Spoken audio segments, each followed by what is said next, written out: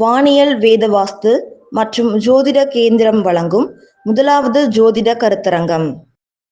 வானியல் வேத வாஸ்து மற்றும் ஜோதிட கேந்திரம் நிறுவனர் நவமணி சண்முகவேலு. முன் ஜென்மம் நான் என்ன பாவம் செஞ்சனோ தெரியல, இப்போ இந்த ஜென்மத்தில் இவ்வளோ கஷ்டப்படுறேன், இவ்வளோ செய்கிறேன் அப்படின்னு சொல்லிட்டு ஒவ்வொருத்தரும் நல்லா இருக்கும்போது அதை நினைக்க மாட்டோம். ஏதோ ரொம்ப மனசு வாட்டும் போது, ரொம்ப கஷ்டத்தில் ஆளும் போதும் நாம் அதை நம்ம சொல்லுவோம் இல்லைங்களா? கண்டிப்பாக. அப்படிங்கிறப்ப என்ன பாவம் செஞ்சோம், என்ன பண்ணணும் அப்படின்னு ஒரு ஜோதிட ரீதியாக நம்ம கண்டடிக்க முடியுமா? இப்போ ஆன்மீகம் சம்மந்தப்பட்டது கருட புராணமே சொல்லுது. என்ன சொல்லுது? ஒரு மனிதனாக பிறக்கிறதுக்கு மாதவம், ஒவ்வொரு விஷயங்களும் புழுவா பூண்டா பிறந்து தாவரங்களாக இருந்து கடைசியாக தான் நம்ம மனித பிறப்பு அரிய பிறப்பாக நமக்கு கிடைக்கிது அப்படிங்கிறது கருட புராணம் நமக்கு சொல்லியிருக்கிறாங்க. அப்படிங்கும்போது இந்த மனித பிறப்பிலையும் பார்த்தோம்னா தூய்மையான ஒரு ஆத்மாவா இறைவனுடைய பாதத்தில் சரணடைஞ்சால் மட்டும்தான் இறைவன்கிட்ட நம்ம போக முடியும். இல்லைன்னா மேலோகத்துக்கும் போக முடியாது, கீழோகத்துலேயும் இருக்க முடியாது. நம்ம ஆத்மா என்னாகும், இரண்டுக்கு மத்தியில் அலைஞ்சிக்கிட்டே இருக்கும். அதுவும் வரக்கூடிய புரட்டாசி மாதம் இப்போ மகாலய பட்சரோட தான் ஆரம்பிச்சிருச்சு. இப்போ நம்ம முன்னோர்களுக்கு திதி தர்ப்பணம் கொடுக்கக்கூடிய காலகட்டமாகவும் இது இருக்குது. இந்த காலகட்டங்களில் அவர்களுடைய ஆத்மா சாந்தி அடைகிறதுக்கு ஒவ்வொருத்தரும் நமக்கு ஒரே ஒரு விஷயம் நம்ம தெரிஞ்சுக்கணும். என்ன அப்படின்னா, நமக்கு தீராத கஷ்டம், நல்ல தொழில் நல்லா டெவலப் ஆகிட்டு இருந்தோம், ஆனால் திடீர்னு நமக்கு ஒரு தொழிலில் லாஸ் ஆகுது. அதே சமயத்தில் கணவன் மனைவி பிரச்சனைகள், நல்லா இருந்த குடும்பம் திடீர்னு பிரச்சனைகளுக்கு மேலே பிரச்சனைகள், குழந்தைங்க சொல் பேச்சு கேட்க மாட்டேங்கிறாங்க. இது மாதிரி இருக்குதுன்னா ஏதோ ஒரு ப்ராப்ளம் நம்மளை ஆட்கொள்ளுது. என்னென்னா, முன்னோர்கள் என்ன பண்ணுவாங்கன்னா, எப்பயுமே கடவுளுக்கு அடுத்தபடியாக இருக்கக்கூடியது முன்னோர்கள் தான். அவர்களோடது என்ன பண்ணுவாங்கன்னா, நம்மளை தெரிஞ்சுக்க வச்சுக்கிறாங்களா, நம்மளை நினைக்கிறாங்களா அப்படிங்கிறதுக்காகவே என்ன பண்ணுவாங்க, ஒரு சில சோதனைகளை நமக்கு கொடுப்பாங்க. அப்படி கொடுக்கும்போது நீங்கள் தெரிஞ்சுக்க வேண்டியது என்னென்னா, முன்னோர்கள் தர்ப்பணம் நாம் சரியான முறையில் பண்ணுறோமா? ஏன்னா சூரியன் ராகு கேது, சனி பகவான் ராகு, இது மாதிரி கர்மக்காரகனோட இதுவும், அதே மாதிரி சூரிய ஆத்மக்காரகனுடைய சர்ப்ப கிரகங்கள் சேர்ந்து இருக்கும்போது இந்த பிதிர் தோஷங்கிறது நமக்கு இருக்கும். ஓகேங்களா? அது முன்னோர்களுடைய வழிபாடை நம்ம பண்ணும்போது, நம்ம குழந்தைங்களுக்கும் அது வழியாக நம்ம சொல்லிக் கொடுக்கும்போது ஆட்டோமேட்டிக்காக அந்த தோஷங்கள் நிறைவேறும். இது ஒன்று. இன்னொன்று, முன்னோர்கள்னு சொன்னோம். என்னங்கிட்ட பிதிர் தோஷத்தை பற்றி பேசிகிட்டு இருக்கிறீங்க, முற்பிறவி பற்றி சொல்லுங்கள், அதுக்காக தான் அவளோட எதிர்பார்த்துட்டு இருக்கிறேன். அப்படிங்கும்போது நம்ம காலபுருஷ தத்துவத்தில் தர்மம், கர்மம், காமம், மோட்சம் 4 விதமான நிலைப்பாடுகள் அதில் இருக்குது.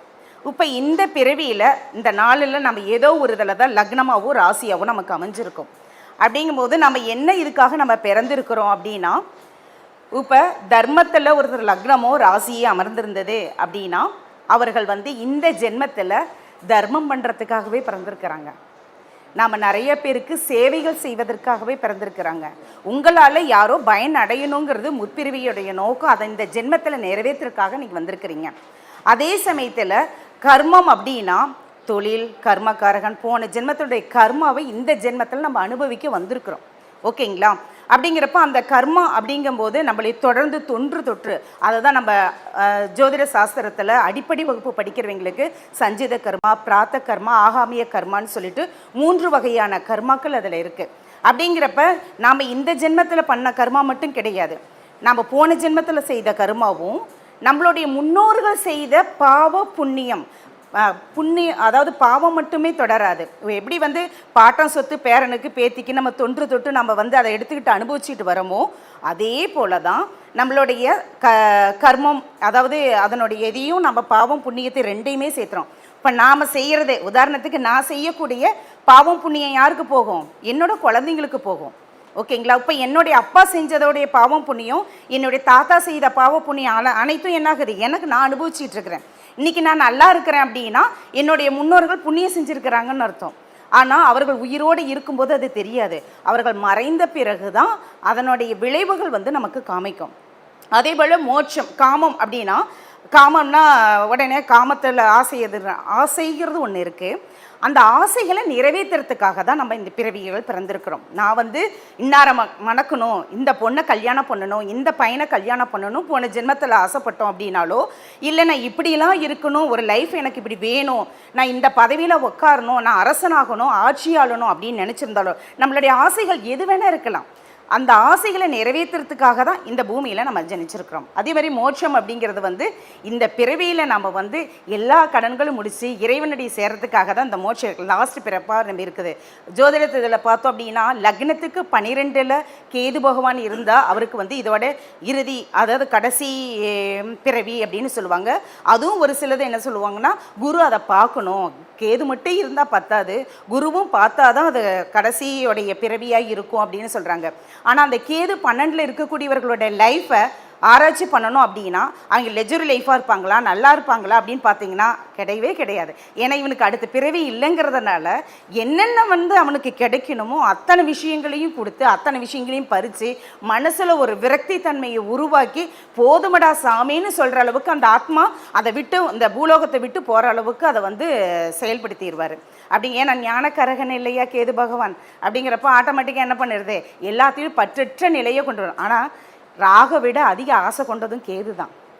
அதை அனுபவிக்கிறவங்களுக்கும் அந்த தசை நடக்கிறவங்களுக்கும் தான் தெரியும் எப்படிங்கிறது. என்னென்னா இந்த கேதுவோடதை தாண்டி நாம் வந்துட்டோம் அப்படின்னா நல்ல ஒரு லைஃப்பை நமக்கு உருவாக்கி கொடுக்கும். ஏன்னா எல்லாத்தையும் நமக்கு புரிய வச்சிடும். இப்போ இது மாதிரி ஒவ்வொரு நிலைப்பாடுகளில் நம்மளுடைய காலபுருஷ தத்துவத்தில் தர்மம், கர்மம், காமம், மோட்சம்னு சொல்லிட்டு இந்த மோட்ச நிலைப்பாடுகளில் நம்ம இறுதியாக எல்லாரும் நினைக்கிறது என்ன, போது எனக்கு இந்த பிரிவியே, இனிமேல் வந்து என்னோடய லைஃப்பில் நான் எந்த இதையுமே இது பண்ணலை, இறைவன்கிட்ட போகணும்னு தான் நினைக்கிறேன் அப்படின்னு சொல்லிட்டு நம்ம நினைப்போம் இல்லையா. அதனால் ஒரு சிலருக்கு பார்த்தீங்க அப்படின்னா தர்மத்தில் இருக்கக்கூடியவர்களுக்கும் கர்மத்தில் இருக்கக்கூடியவர்களுக்கும் காமத்தில் இருக்கக்கூடியவர்களுக்கு கூட மோட்சம் கிடைத்திருக்குது. அதாவது சித்தர்கள்லேயே பார்த்தீங்கன்னா நிறைய பேருக்கு வந்து என்னது, திருவாதிரை நட்சத்திரத்தில் பிறந்திருக்கக்கூடிய சித்தர் மிதுன ராசியில் தான் வராரு, அவருக்கு மோட்சம் கிடைக்கலையா, கிடைச்சிருக்கு. அப்படிங்கிறப்ப இறை வழிபாடோட ஆத்மார்த்தமாக நம்ம பண்ணும்போது எதுவாக இருந்தாலும் இறைவன் நமக்கு ஏற்றுக்கிட்டு நமக்கு என்ன பண்ணுவார், நல்லதை நமக்கு பண்ணுவார்.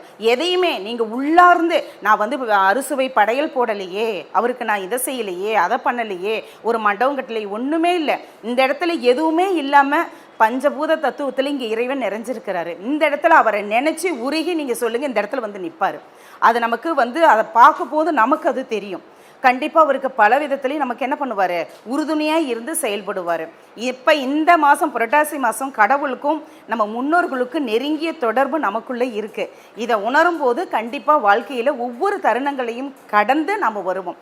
முற்பிறவியில் வந்து ஒரு நம்மளுடைய ஜீனோடதே பார்த்தோம் அப்படின்னா தாத்தா பாட்டி இந்த நம்ம வைத்தீஸ்வரன் கோவிலில் முற்பிறவிகளில் என்ன மாதிரியான காண்டம், அந்த காண்டத்தில் நமக்கு சொல்லுவாங்க, போன ஜென்மத்தில் நீ வந்து மருத்துவச்சியாக இருந்த, நிறைய குழந்தைகளை வந்து நீ அபார்ட் பண்ண, அதனால தான் இந்த ஜென்மத்தில் உனக்கு ஒன்றா பெண் குழந்தையாக பிறக்கும், இல்லை அப்படின்னா குழந்தையே இல்லை, இதுதான் காரணம் அப்படிங்கிறத அதனுடைய காண்டம் எடுத்து சொல்லும். நமக்கு என்ன ப்ராப்ளம் இருக்குதோ அந்த காண்டத்தில் வந்து நமக்கு என்ன ஆகும், இது மாதிரிலாம் இருந்திருக்குது அப்படின்னு சொல்லிட்டு. ஆனால் நம்ம வந்து ஒவ்வொரு நாமளையும் நினச்சி பார்க்கலாமே என்ன மாதிரியானது இருந்திருப்போம். நம்ம ஜாதக ரீதியை அதை பார்க்கும்போது அது 5 பூர்வ புண்ணியம் போன ஜென்மத்தினோடது குறிக்கக்கூடியது. ஓகேங்களா, அதில் நம்ம எப்படி இருந்தோம், அந்த கிரக அதிபதி எப்படி இருக்கிறாரு, அவர் என்ன நட்சத்திர சாரத்தில் இருக்கிறாரு அப்படிங்கிறத பற்றி அதை ஆராய்ச்சி பண்ணோம்னா கண்டிப்பாக நம்மளுடைய போன ஜென்மத்தினுடைய லைஃப், அதனுடைய பாக்கியமும் 9ஆம் இடமும் 5, 9 அதனுடைய கனெக்டிவிட்டி, அதை நம்ம பார்க்கும்போது கண்டிப்பாக நம்ம பூர்வ ஜென்மத்தினுடைய இதை வந்து நம்ம தெரிஞ்சுக்க முடியும். அதனால தான் சொன்னாங்க திரியோணஸ்தானம், பாலானா சொல்லுவார் 1, 5, 9 இருக்கிற கிரகம் இருக்கிறதே வேஸ்ட்டு, சும்மாவே இருப்பான் அவன், எதுக்கு அதெல்லாம். ஆனால் இருந்தாலும் 1, 5, 9 இருக்கிற கிரகம் தானே வந்து நம்மளை அப்படியே கம்ஃபர்ட்டாக வச்சுருக்கக்கூடியது. அப்படிங்கிறப்ப கேந்திரத்தில் இருக்கிறவங்க அலைய வைக்கும், நம்மளுக்கு நம்ம ஹார்ட் ஒர்க்கு கொடுக்கும். ஓகேங்களா, அதே மறைவு ஸ்தானங்கள் இருக்கக்கூடியது சீக்கிரம் நமக்கு கிடைக்காது.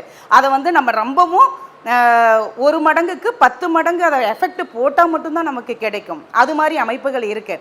எல்லா கிரகங்களும் நம்ம இந்த ஜென்மத்தின தலையெழுத்து அப்படிங்கிறது நம்மளுடைய முற்பிறவியினுடைய நல்லது கெட்டதையும் ஆராய்ஞ்சு கடவுள் நமக்கு கொடுத்துருக்கக்கூடிய ஒரு வரமாக தான் இந்த ஜாதகம்.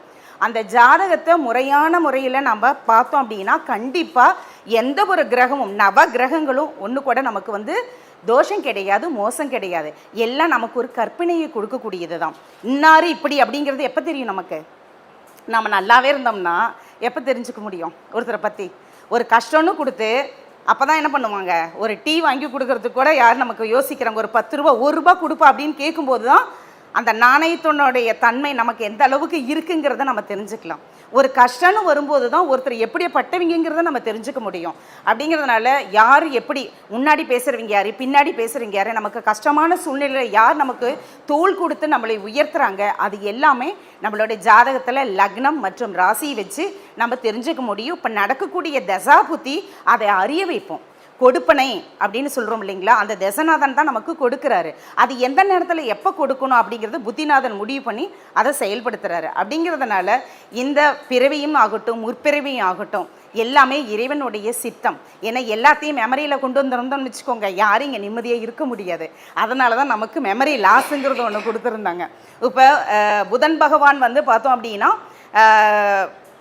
நீசை வீட்டில் இருக்கிறாரு அப்படின்ட்டு இருந்தால் ஒரு சில நேரத்தில் நமக்கு என்ன ஆகும், ஸ்கின் சம்மந்தப்பட்ட ப்ராப்ளம் வரும். அது எந்த இதாக இருந்தாலுமே அதே சமயத்தில் ஞாபக மறதியும் அப்பப்போ வரும். அது வந்து நல்லதுக்கு தான் அப்படின்னு நம்ம எடுத்துகிட்டு போயிட்டே இருக்க வேண்டியது தான். அதுக்காக ரொம்ப ஓவராக ஸ்ட்ரெயின் பண்ணோம்னா சின்ன விஷயம் கூட என்ன ஆகும், நமக்கு உள்ளே வந்து நிம்மதியான ஒரு லைஃப்பை நமக்கு கொடுக்காது. இது இப்படி ஆகி போயிடுச்சு, என் கிரகமெல்லாம் 6-8லேயே மறைஞ்சு போயிடுச்சு, என் கிரகங்கள்லாம் இப்படி ஆயிடுச்சு அப்படி ஆயிடுச்சுன்னு யாருமே எதுவும் வருத்தப்பட வேண்டாம். நடப்பதெல்லாம் நன்மைக்கே. பகவான் கிருஷ்ண பரமாத்மா சொன்ன மாதிரி எது நடக்கணும்னு இருக்குதோ அது கண்டிப்பாக நடக்கும். அதனால் நம்ம எதை பற்றியுமே கவலைப்பட வேண்டாம். நடக்கிறது நடக்கட்டும்னு தன்னுடைய கடமையை நம்ம செஞ்சோம்னா முற்பிறவி என்ன இப்பிறவி என்ன எப்பிறவியாக இருந்தாலும் இறைவன் நமக்கு நல்லாசிகளுடன் எல்லாம் நல்லதே செய்வார்னு சொல்லிட்டு இந்த வாய்ப்பை வழங்கிய ஐயா அவர்களுக்கும் தலைமையேற்று நடத்துகிற ஐயா அவர்களுக்கும் நன்றியை தெரிவிச்சுக்கிறேன். நன்றி, வணக்கம். ஆளுக்கு ஒரு பக்கம் பிடிச்சிக்கங்க.